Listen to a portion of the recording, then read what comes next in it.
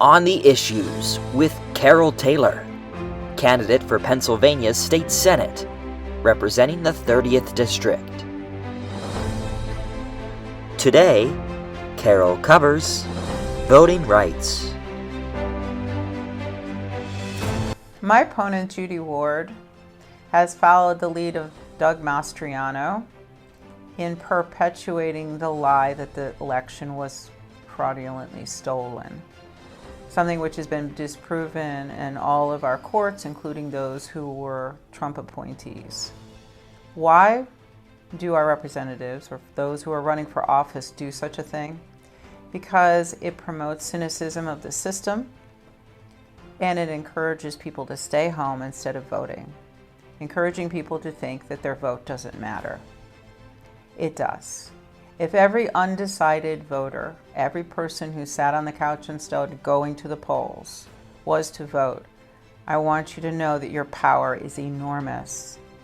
If you're not happy with the policies that are presently being pushed, your power is that you could turn every single individual out of office that is presently in power that you don't agree with. So we all need to get out and vote. The constitutional amendment that is being proposed, Senate Bill 106, requires voter ID, which on its face sounds perfectly reasonable. Its intention, however, is to put one more roadblock in your path to making your vote count. If you had to go to the grocery store every time and re-register to make sure that your check was going to be accepted, would you go to that grocery store? There's also residency requirements, okay? 30 days was the standard, now it would be 90 under that constitutional amendment. Think about how difficult that is. If they get both the voter ID requirement in and this one, then they both sound perfectly reasonable on the surface, but when you think about it, let's say you move from one side of Pennsylvania to the other, you can't vote where you pleasantly reside.